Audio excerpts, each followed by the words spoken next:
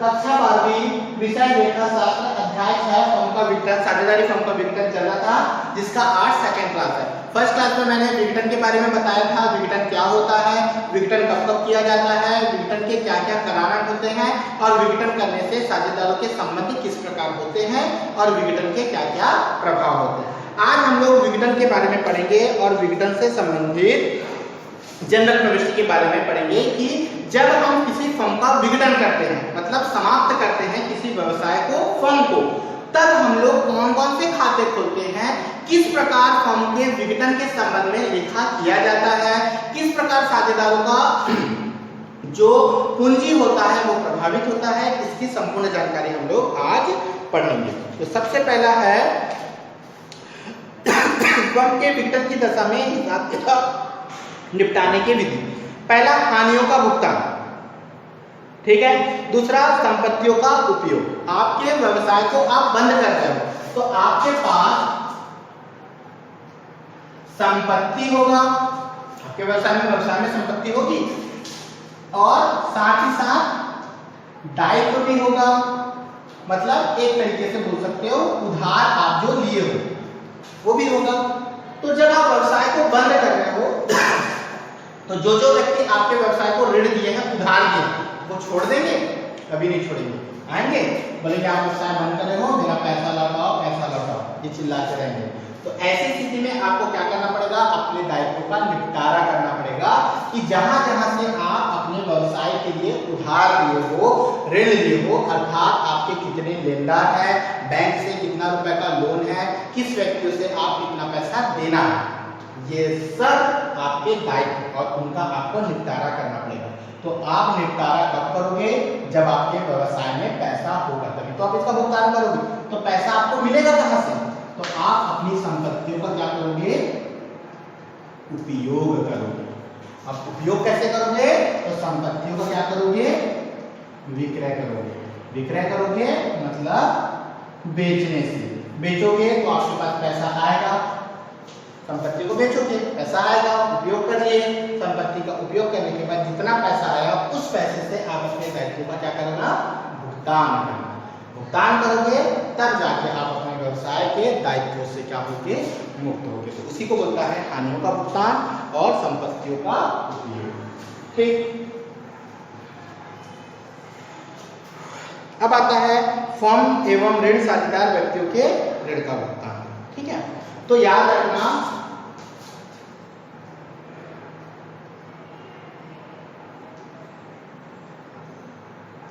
आंतरिक दायित्व जिसको मैं लिख रहा हूं ऋण, ठीक, और एक होता है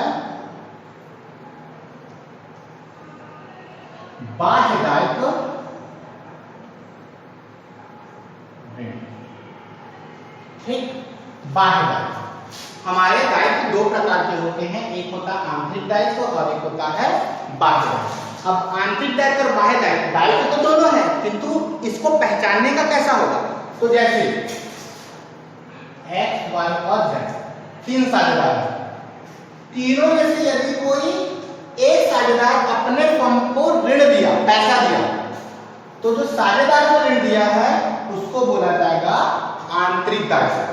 ठीक, यदि आप कहीं बैंक से पैसा लिए हो ऋण के रूप में, तो ये आपका क्या कहलाएगा, बाह्य दायित्व। दायित्व तो दोनों है, क्योंकि आपको पैसा ऋण के रूप में प्राप्त कर रहे हो बाहर कहीं से, तो अगर कोई साझेदार दिया है तो आंतरिक दायित्व, और अगर आप बाहर किसी साझेदार को छोड़कर कहीं अन्य पक्षकारों से लिए हो तो उसको बाह्य दायित्व। अब इसका निपटारा कैसे करोगे, तो सबसे पहले हमको बाह्य दायित्व का निपटारा करना पड़ेगा।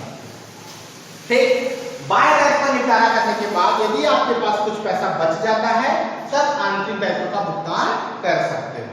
लेकिन अगर बाह्य दायित्व का भुगतान नहीं करते और आंतरिक दायित्व का भुगतान करते हो तो ये आपको करना संभव नहीं है, क्योंकि बाह्य दायित्व का भुगतान आपको प्रथम देना पड़ेगा। इसलिए सबसे पहले बाह्य दायित्व का भुगतान आपको करना पड़ेगा, और अगर पैसा बच जाए तब आप आंतरिक दायित्व का भुगतान। ठीक,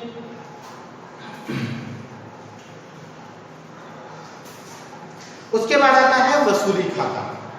साझेदारी फर्म के विघटन पर साथ की संपत्ति दायित्वों को खाते बंद करने के लिए संपत्ति की विक्रय से प्राप्त राशि दायित्वों के भुगतान का लेखा करने के लिए बनाया जाने वाला खाता वसूली खाता है। मतलब आपको पैसा संपत्ति को बेच के प्राप्त हो रहा है और उस पैसे से आप दायित्वों का भुगतान करते हो, तो इसी का लेखा जोखा करने के लिए हमको क्या बनाना पड़ता है? वसूली खाता। इस खाते के क्रेडिट पक्ष में संपत्तियों के रोकड़, हानि, अभाव, आरण को छोड़कर राशि चिट्ठी में दर्शाए गए पुस्तकीय मूल्य लिखे जाते हैं। तो ये बनाने का तरीका दिया है, इसको मैं प्रारूप में बताऊंगा। ठीक है, तो चलिए अब हम लोग चालू करते हैं। संपत्ति और दायित्व खाता बंद करने के लिए कौन कौन सी जनरल प्रविष्टि करते हैं। ठीक है, तो समझिए आपके पास दायित्व भी है और संपत्ति भी है। ठीक है, तो यहां पर जैसे संपत्ति दिया है मशीन और फर्नीचर। ठीक, दायित्व में समझ लो आपके पास लेन देन। ठीक, तो सबसे पहले आपको क्या बंद करना पड़ेगा? संपत्तियों को बंद करना पड़ेगा। पेज नंबर 6.8 में है जनरल प्रविष्टि, फिर भी मैं इसको समझा देता हूं, आप समझेंगे और प्रारूप बताऊंगा, उसको आप लोग लिखेंगे। ठीक, तो सबसे पहले आपको दिया है संपत्तियों को बंद करना। तो सबसे पहले हम संपत्तियों को बंद करेंगे। तो संपत्तियों को बंद करेंगे तो हमारा पहला एंट्री होगा वसूली खाता डेबिट संपत्ति खाता से। क्लियर? दूसरा बंद बोल सकते हैं, यहां पर नरेशन लिखोगे। नरेशन क्या लिखोगे? विभिन्न संपत्ति की वसूली खाते में आंतरिक किया गया, मतलब संपत्ति खाते में बंद किया गया। दूसरा, संपत्ति को बंद कर दिए, अब दायित्वों को बंद करना। जो दायित्व उसको बंद करना, तो दायित्व को बंद करने के लिए जब संपत्ति को बंद करें तो वसूली डेबिट हुआ, तो दायित्व को बंद करोगे तो वसूली क्या हो जाएगा? क्रेडिट। तो एंट्री क्या हो जाएगा? दायित्व खाता डेबिट वसूली खाता से। क्लियर? पहले संपत्ति को बंद करें, अब दायित्व को बंद करें। दो एंट्री हो गया, पहला दूसरा। तीसरा एंट्री समझना।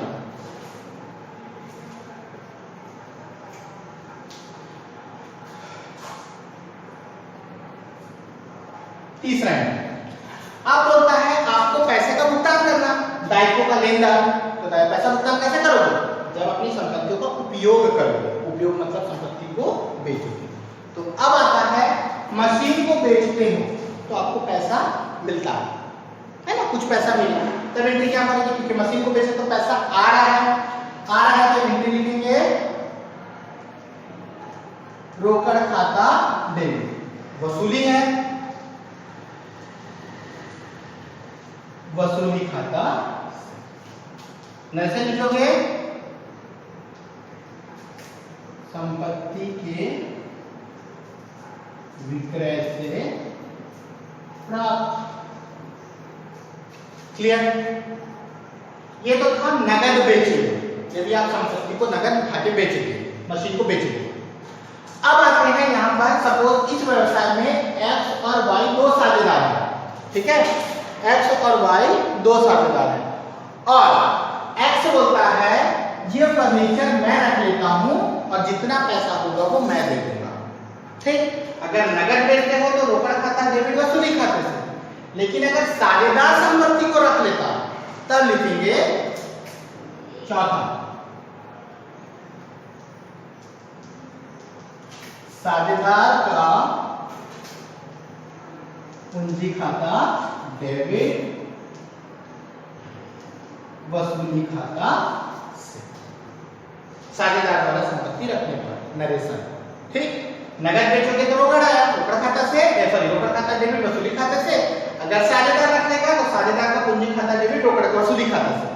अब साझेदार कौन रखा यहां पर मैंने बताया? एक्स रखा। तब एंट्री एक्स का पूंजी खाता डेबिट वसूली खाते से ये होगा। अगर नाम नहीं दिया है तो नहीं सकते साझेदार का पूंजी खाता डेबिट समझने के लिए, लेकिन साझेदार का नाम आएगा। एक्स रखना है तो एक्स का पूंजी खाता, वाई रखेगा तो वाई, जो भी एक्स वाई जेड जो भी होगा उसका नाम। क्लियर है?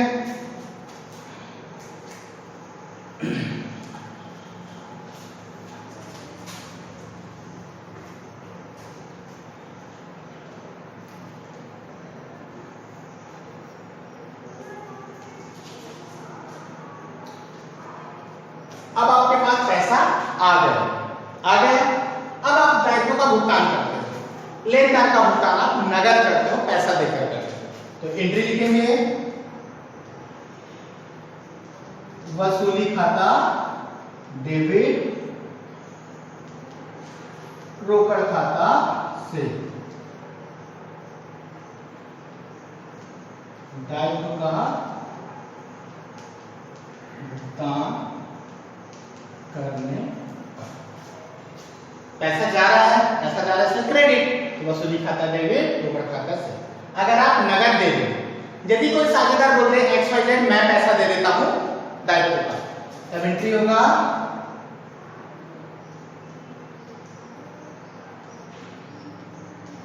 साझेदार का पूंजी खाता डेबिट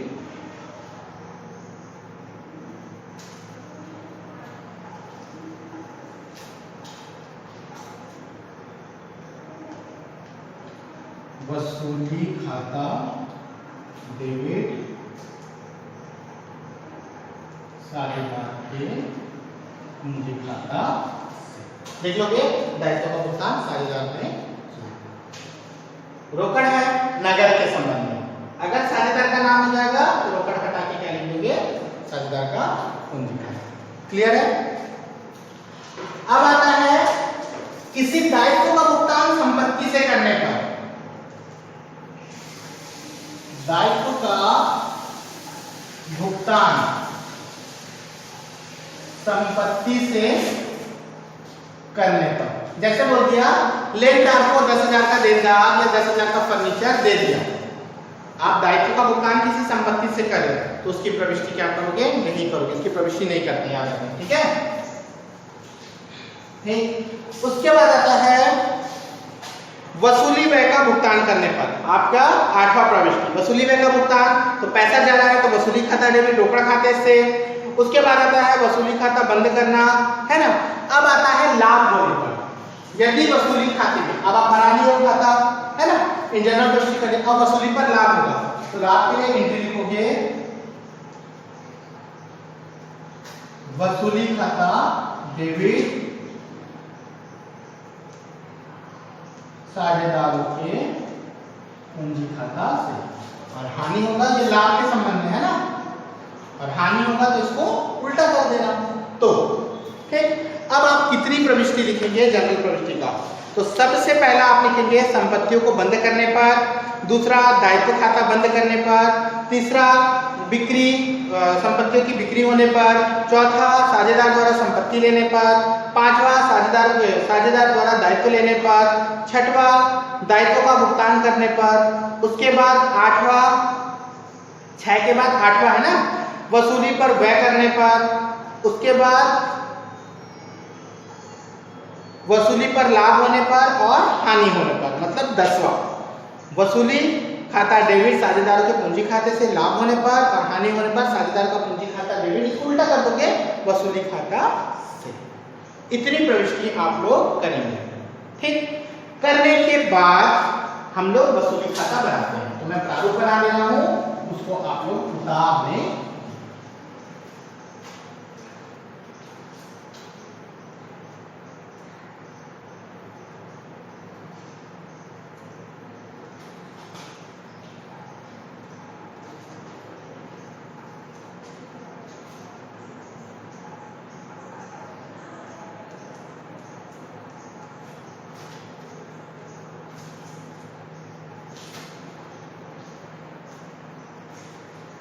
लाभ हानि को कब पता चलेगा? जब आपको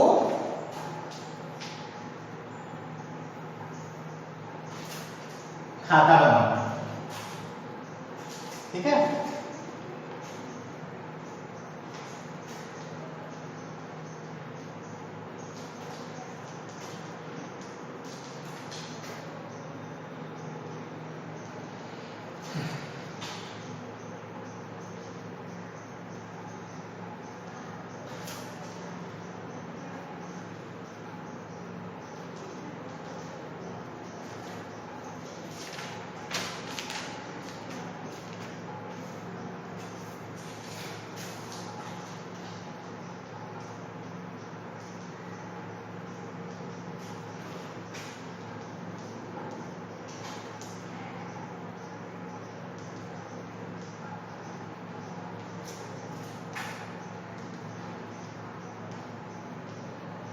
ठीक, जितनी भी संपत्ति आपको देगी रोकड़ को छोड़कर पूरी संपत्ति को लिखेंगे, जैसे फर्नीचर, मशीन, यंत्र, है ना, देनदार, स्टॉक, जितनी संपत्ति देगी सबको सबसे पहले चिट्ठा में देखकर लिख लेंगे। उसी तरीके से बाह्यदारी, लेनदार, बैंक ऋण, देय पत्र, किसी अन्य पक्षकार का ऋण होगा तो सबको लिख लेंगे, उसका पुस्तकीय मूल्य चिट्ठी में दिया। उसके बाद हम लोग क्या बनाएंगे, नीचे समायोजन में आएंगे। उसके बाद जितनी संपत्ति इसको बेचोगे तो यहां पर लिखोगे रोकड़ खाता को, समझने के लिए लिख लेना संपत्ति का विक्रय, साझेदार का पूंजी खाता को, संपत्ति रखने पर। ठीक, यहां पर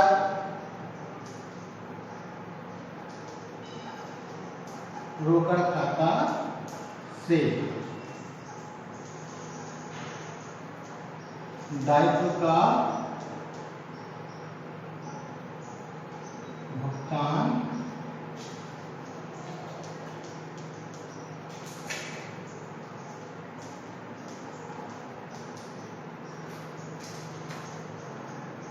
साझेदार का पूंजी खाता से दायित्व देने का। ठीक, उसके बाद रोकड़ खाता से विघटन व वसूली व्यय। ठीक, लिख लिए। अब दोनों तरफ का जोड़े का, अगर डेबिट में कमाया तो लिखेंगे लाभ हानि खाता लाभ,